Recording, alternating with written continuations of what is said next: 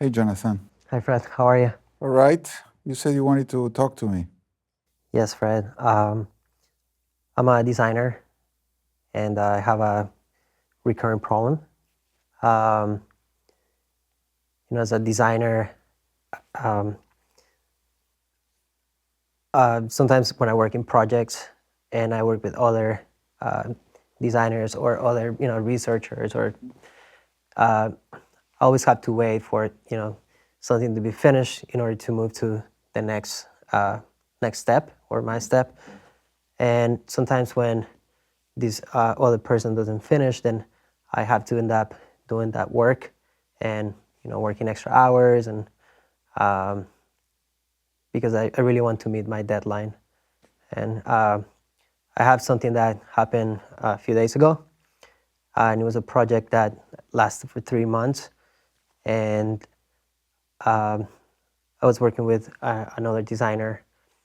My part was the design and development of a website, and his part was to uh, assess all the content from the current website and kind of compile everything, all the copy, all the images, and see, what needs to be updated, what graphics need to be created or delete from the current site. Um, so we met. The first part was to create a strategy. So for the first month was to come up with the information architecture, look at the current site, and look at the content, see how much we can keep, how much we need to uh, edit, how much we need to remove, and same with all the graphics. And the second month it was his part, and he had to do all the copy and all the content. And the last month was for me to take all the content, design everything, and then develop it. So the first month, everything went really well. So we met, we did all the work that we had to do. And the second month, at that point, I was like, I have other projects. I need to work on that. It's your time to do it, right? And that's what we agreed on. So at that point, I let him just do his part. I tried to check in as much as I could. Um, but when it was my time to get everything from him and take over the project, nothing was done.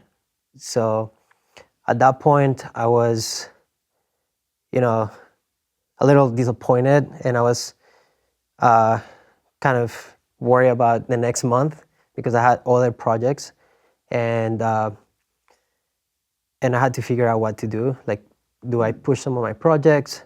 Do I move anything to the, for next quarter? Um, so yeah, I ended up, I was like, if he didn't do it in 1 month that he had, I don't think he's gonna do it in few days. So I just took the content and I just kind of did everything. I did his job. Then I ended up doing my part and I finished the project on time.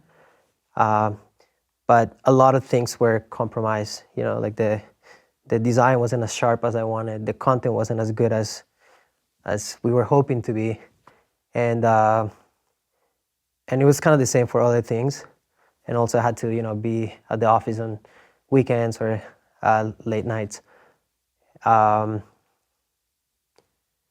yeah, at the end of the project we had a debrief, and it was the manager, the other designer, and I pointed out the process that we had and the steps uh, that didn't happen. But yeah, that was, and it's something that happens often. Thank you. So this manager was the one that had asked you to do the project, both of you. Mm-hmm. Okay. And what happened in that meeting? When you described what had happened, what did the manager say? Uh, at that point, nothing happened in the meeting.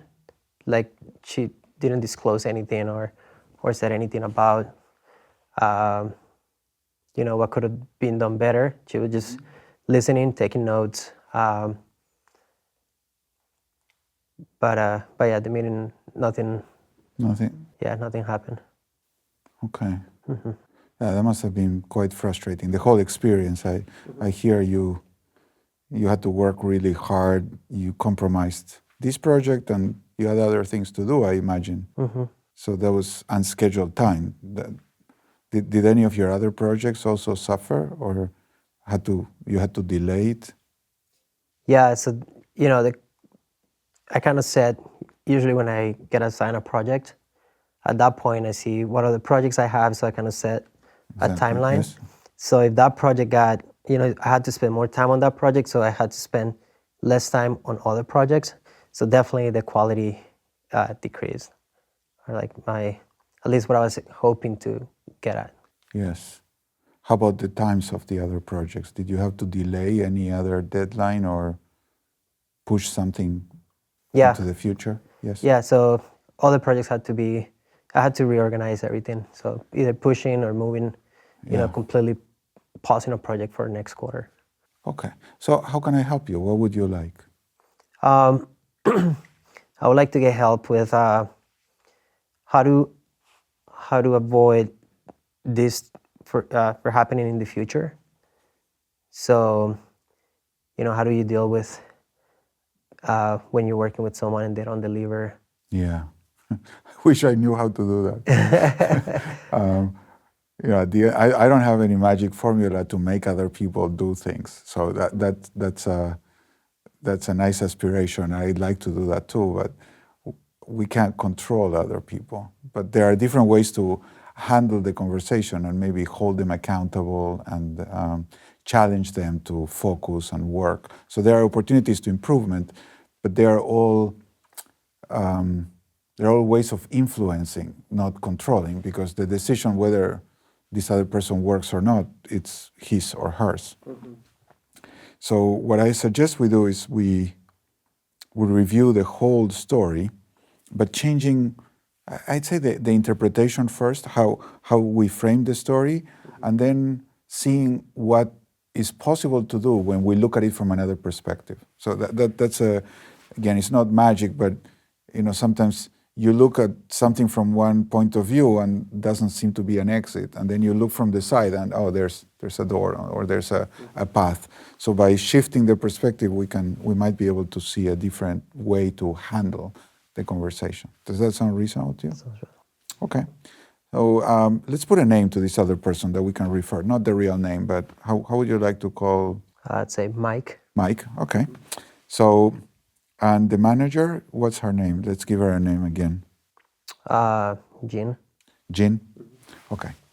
So the first principle to reinterpret the story is that there are no things to do. So let's not use the language of there are things to do. I have to do this or have. The only thing that exists between human beings are promises and commitments. And that will frame the story differently, and then we see what we do with that. But first, let's just try that and see how it works. So Jean asked the two of you to redesign the website. And Mike and you said yes. And when you said yes, you made a promise to Jean that in 3 months we'll deliver this website to you, and it will look more or less like this, with some quality and some content and just the specifications. Those, we're going to call them the conditions of satisfaction. You say, yes, we promise, so both of us together promise. And Jean said, that's acceptable, fine. So it's like you signed the deal. You made a deal, you have a contract.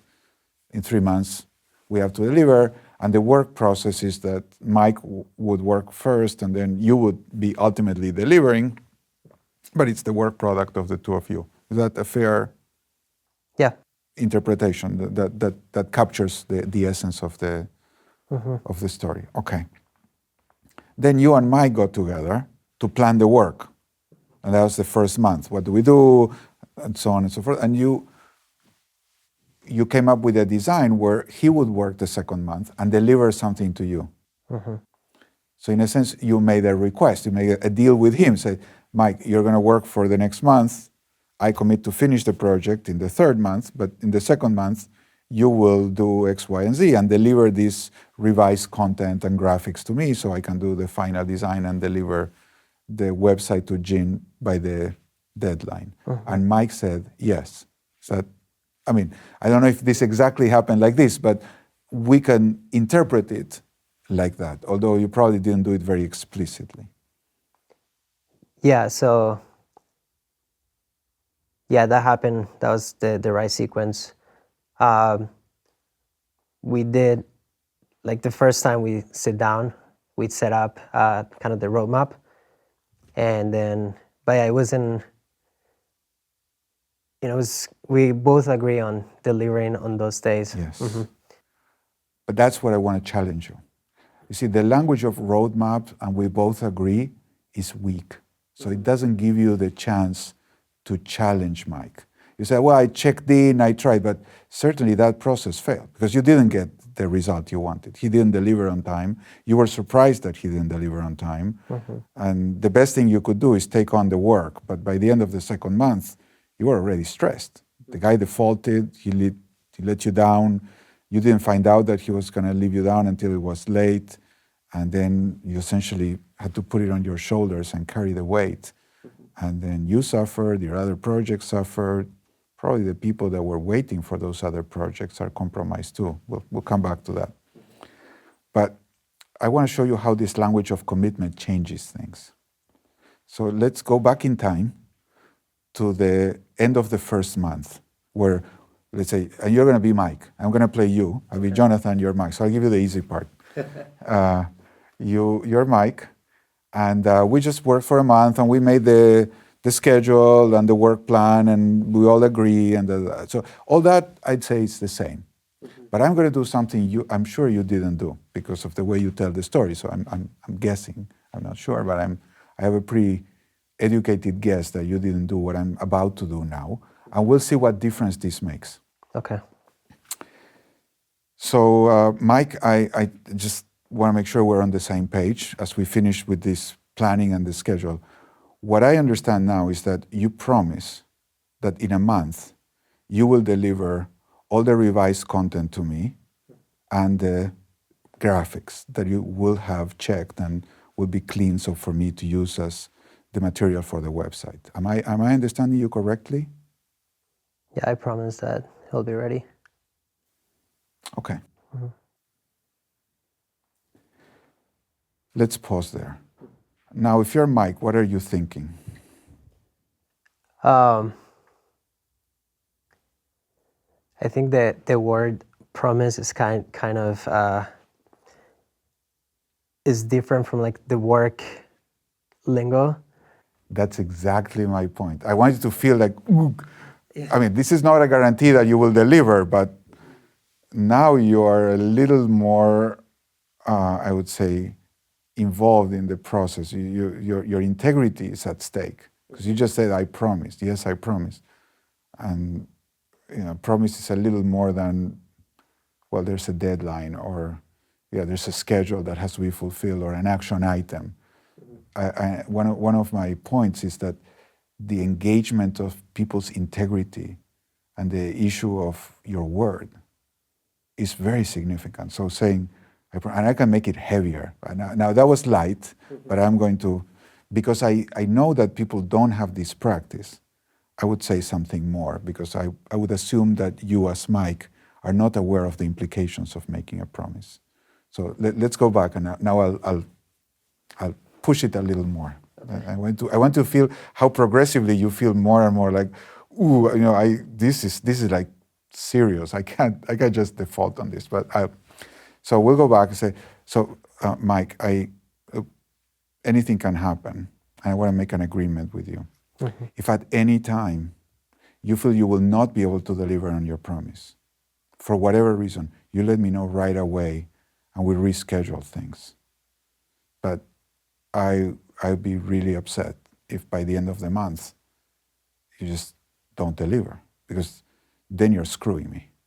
It's not just that you can't do it. You're lying to me, you're deceiving me, and you are dishonoring your word, because essentially you're saying, I lied to you. Mm-hmm.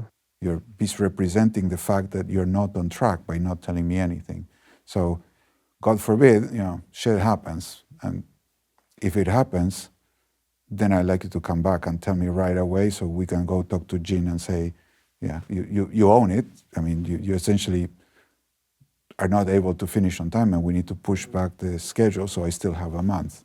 I don't want to end up holding the bag. Is that acceptable to you? Yes, it is. Okay, let's pause.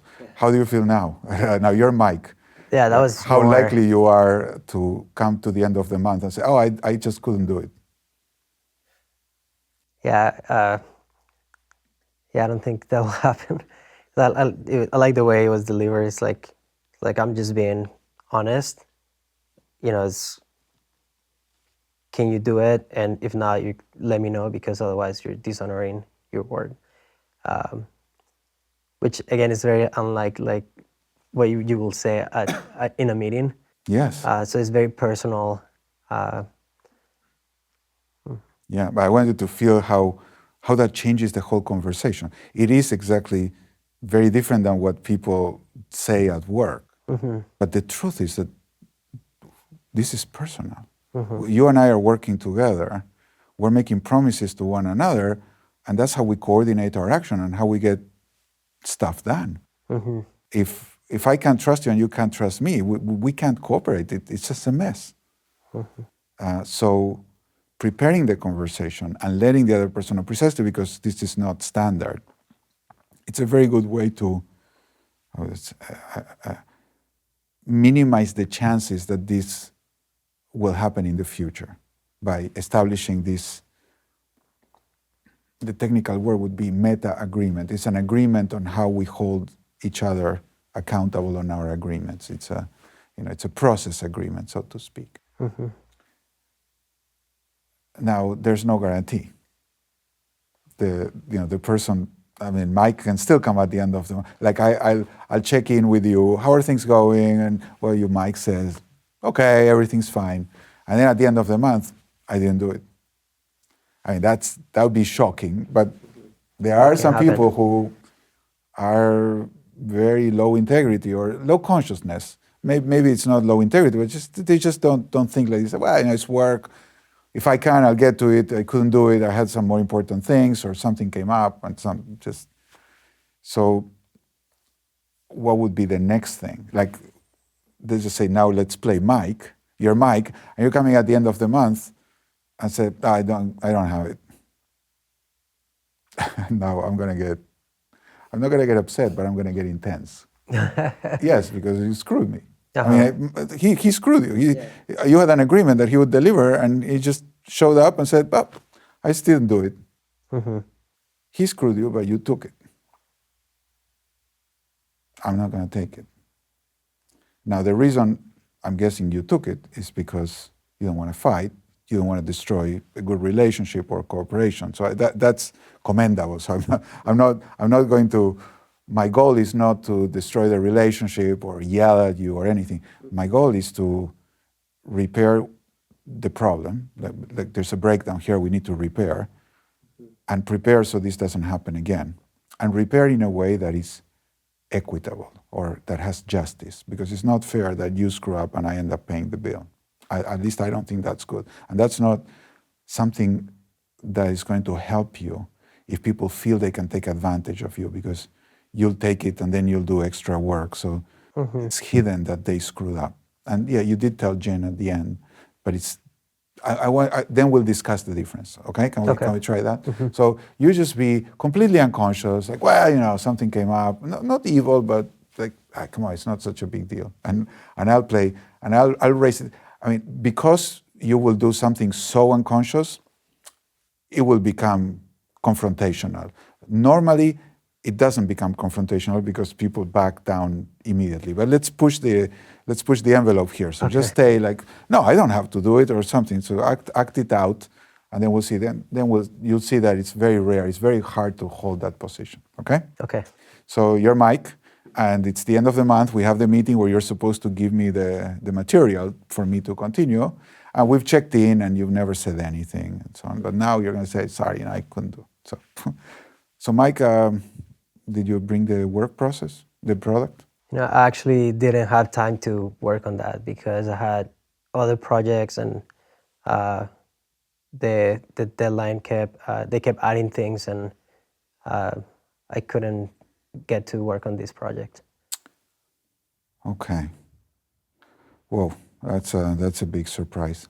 So my understanding was that you had promised that you would deliver this. Is that fair? Like, do you remember we agreed that you would deliver this to me today? Yeah, we talked about it. But you couldn't do it. I understand. You didn't do it. And I mean, I could discuss with you, could you do it? No, but I don't want to get into that yet. My first question is, why didn't you let me know? Because we talked about this, and you had a month to let me know that you couldn't do it. And I don't understand, that would take 3 seconds, 5 seconds, an email. So what happened? You had 30 days to let me know that things were off track, and you didn't tell me. What's that about? Just pause there. Like, what are you thinking? I mean, it's hard to be in these shoes. Like I think this is the closest I've been to being Mike. Yeah, I don't have words to explain. I can't even excuse myself. Yes. But you see, this is the key thing. I am not going to go for the performance, because that, I don't know. I mean, I still think that I will get to that. But the first thing is, look, you gave me your word. And then you didn't take 5 seconds? I mean, I don't know how you can defend that. Now, I have heard people say, okay, come on, it's not such a big deal. So play that one. It's like, oh, come on, don't make, it's not such a big fuss. You can do it or something. So just try that, and you'll see. It's like playing chess. Try that strategy, and I'll show you how to deal with someone that says that. Okay. Yeah, I mean, it's fine. It's not a big deal. Well, the material, maybe yes, maybe not. But your word is a big deal for me. Why? Because I think you're a person of integrity, and when you promise something, you want to do it. I mean, is that not true? I mean, are you telling me I shouldn't trust you, that you have no integrity and your word is worthless? I mean, I can't believe you're telling me that. You don't think it's a big deal for you to break your promise and not let me know? It's just a project. No, I'm not talking about the project. I'm talking about your word. I'm talking, are you trustworthy? What do I get when I get a promise from you? You tell me. What do I have the right to expect when you promise me something? Does it mean anything, your promise? It's only for work. It's only at work. You mean your promise doesn't mean anything at work? When you say you're going to do something, I shouldn't trust that you're going to do it or let me know or anything because you're a fraud. Is that, I mean, you're insulting yourself. I don't know if you realize. I'm speechless. But you see where this goes. Yeah. I'm not being mean. I'm showing you a mirror. I say, look, I can't believe you're telling me your word is worthless. I mean, if someone told me, Fred, you're untrustworthy, your word is worthless, I get upset. It's like, you're insulting me. Why are you telling me that? I mean, every human being will say, you can't accuse me of not having integrity. Even the people that don't have integrity will get pissed off if you accuse them of that. It's an insult. What happens if that person reacts that way, saying, oh, now you're insulting me? I'm sorry, I'm not insulting you. I'm alerting you that you're insulting yourself. I am the one that trusted you. You're the one that's telling me it's not a big deal. So if someone is insulting you, it's you, not me. I'm the one that stands for you and your integrity. They say your word means something, and you're trying to convince me that it doesn't. I mean, is that what you want to do? Are you trying to convince me that you have no integrity? But you see, I'm not being mean. I'm not pushing you, but I'm simply showing you screwed up. There's only one thing you can do. I mean, the only reason, and people have done this to me, is like, you're right, I screwed up, I shouldn't have done it, I will never do that again. And I'm embarrassed, I'm disappointed in myself. I mean, that's really the only thing any normal person can only say that at that point, or they'll yell and they'll go crazy, but as a way to hide and make noise. But it's hard to go crazy because I'm not being aggressive. So at that point, most people will back down, or even earlier say, you're right, I screwed up, I should have called you. And let's say they say that, they messed up and they apologize. Okay, try it. Let's try it. So, Mike, what happened? I mean, we can get later into could you have done it, not, but I don't understand why you didn't call me. I understand. It was my bad, my fault. I should have done the work, and I didn't do it. I really apologize. We're still not understanding one another. I am not saying you should have done the work. I don't know. Maybe the other projects were more important. What I'm saying is you should have called me and decide with me how do we change the schedule. That's my complaint, not that you didn't do the work. I don't know if you should have done the work. We haven't gotten there yet, but I'm trying to make a more fundamental point. For you and I to be able to work together in the future, we have to trust each other. And if you tell me that when you can't do the work, you're not going to call me, I can't trust you. So how do you see the difference? Mm-hmm. I wish you would have called me the moment you had another project come and you couldn't do this. You would have called me that day, say, Fred, sorry, I can't, or Jonathan, sorry, I can't do this project. This came up. What are we going to do? I want to let you know. I apologize. I don't know, something like that. We can discuss that later. But at least call me. How do you want me to help you now? Okay. Well, how long will it take you to do it now? Probably a week. So if you dedicate fully, you think in a week you can have this ready? Yeah, I think so.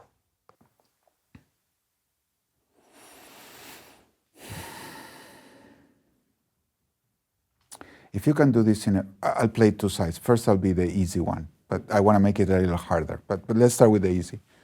The easy thing would be for me to say, if you can deliver this in a week, I can change my schedule and I can finish the rest of this project in 3 weeks. I can push some things early to this week so I free up my time in the next 3 and nobody will know that there was any glitch in the process. But I need a firm promise that a week from today, I will have a quality product in my hands to be able to deliver in 3 weeks. Is that okay? Can we do it like that? Yeah, sounds like a plan. Okay, so now we have a new promise. I'm going to rely on that. Okay, that would be the easy one. Mm-hmm. Easy because it doesn't require much. You say a week, I accept a week, and all that. Mm-hmm. But let's just say I need 4 weeks. I won't be able to do it in 3 weeks, or some other projects will suffer. So now I'm going to push it a little more. Mm-hmm. I say, Mike, in a week, then we're going to be a week late, which is okay. But I don't want to end up holding the accountability with Jean for being a week late, because we are going to be a week late. But it's because you haven't delivered. So I would like the two of us to go to see Jean and renegotiate the deadline because you couldn't do the work. Because she's the one that really holds both of us accountable. And the one that's defaulting is you. Mm-hmm. So just like you're apologizing to me, I'd like you to apologize to her, explain what happened, and I'll be with you and I'll be amenable. And if she says, why can't you push it to 3 weeks, I'll explain. Mm-hmm. Essentially, I'd like you to take ownership of the breakdown. Are you willing to do that? Sure, yeah. Okay. Let's call a meeting with Jean and we'll go together and this surprise will be between us. We don't need to clear that with Jean, but certainly the change in the schedule is something I'd like you to own. Okay, let's pause. What do you think of that? Yeah, I think just adding that, you're kind of escalating you're being reasonable. It's like, okay, I take you on that new word, but because we're going to be late, let's escalate that so the manager knows that, Exactly. You see, I want to do with Jean the same thing Mike didn't do with me. Mm-hmm. as Jonathan. So I'm playing you, but in a sense, it's a cascade of defaults, because when Mike doesn't deliver to you, Jonathan, you and Mike won't deliver on time to Jean.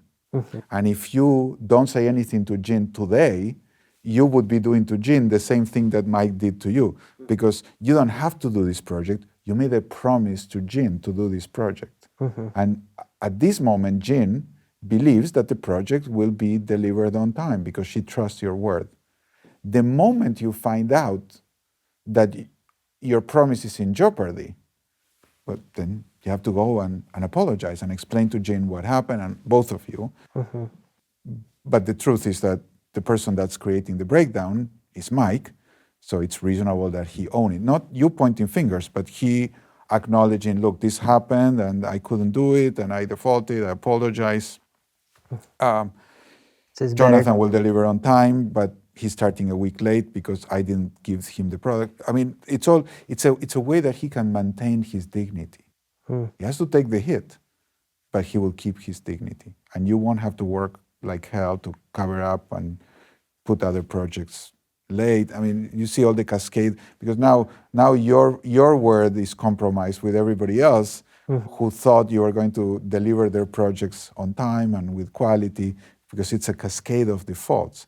And by allowing Mike to offload his default on you, you are, in a sense, transferring part of the cost to all your creditors, all the people that trust you to deliver with higher quality in time. And you don't want to do to them what Mike did to you. They won't hold you accountable like we're talking, because they don't know. But if they work with me, they would come and say, well, I was expecting Jonathan to deliver this and then he didn't. So you have to be careful now. What project did you postpone? Because you said you postponed some projects.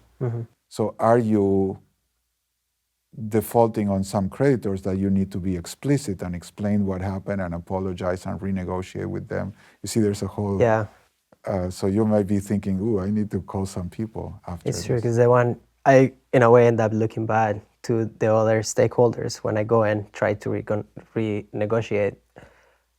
Exactly. So there's a natural, it's like, oh, I don't want to do that because I will look bad. But that's probably what Mike felt. I don't want to tell Jonathan I'm late, and then you're deeper into the hole because another week happened and you didn't do it. And you get this crazy situation where the last day he shows us, I don't have it. Like, what? But that's like bankruptcy, total moral bankruptcy. But you try to avoid acknowledging, oh, I can't pay you this week, I can't pay you this week, I can't. And then when you have to pay, you're bankrupt, morally bankrupt. So you see, this is why people go unconscious, because they feel that they can get away with it. Oh, maybe next week I'm going to catch up, and then the next week they don't catch up. Oh, no, it's 2 weeks, I can never catch up. Oh, but I don't want to talk about it because he's going to get upset. And before you know, moral bankruptcy. So you don't want that with the other people. You want to call them right away and own up to say, look, I had a breakdown. I didn't know how to hold my debtor accountable. And I ended up having to do a lot more work. And I'm embarrassed to say, your project suffered, and it's going to be a few more days. I want to know if this creates some really bad consequence for you. I want to apologize. And there's a way to do this graciously. We can work on that. But the first thing is the awareness that, wow, you live in the middle of a chain of commitments. People make promises to you, you make promises to others, they depend, and think of it as a real network of commitments. And every time some thread of this network gets loose, everything suffers, because everything gets unstable and it's like, whoa, wobbly, because you have to reallocate effort and time and resources. And it's like, Yeah. So it's hard to live like this, but it's very effective. Tell me what you think. I mean, I see you're like smiling and... No, it makes a lot of sense, because, in a way, Mike is only apologizing for my project, but then I have to go and apologize to all these other people, and they don't know that, my project was affected because of Mike. All they care about is that I didn't deliver on time, and that I'm, I'm the one looking bad. So yeah, I mean that makes a lot of sense. Well, I would love to hear how things go when you try that. Perhaps doing a debrief with Mike and discussing what happened, how will we do it better next time, really emphasizing that there's no excuse not to let you know. It's very different than delivery. Honesty and integrity are moral dimensions. Performance and delivery are practical dimensions. They're both important. But in the practical dimension, there are reasons for promises not to be fulfilled. Sometimes it's out of our power, or there are competing priorities and something happens that we need to change the promise. But in the moral dimension, there's no excuse not to do it explicitly. Call people, explain, apologize, renegotiate, minimize the consequences of the breakdown, and take care of the relationship. That is the ultimate, I would say, the ultimate gesture of integrity. I will not let you down. I will not surprise you. So if I promise something to you, you don't have to watch your back, because I'll be watching your back. That doesn't mean I always deliver, but I will never, ever come the last moment to surprise you with a default. And that creates a completely different relationship of trust between people. Yeah, very honest. Exactly. Thank you. It was great talking about Yeah, this. thank you. You're Thank very you. welcome.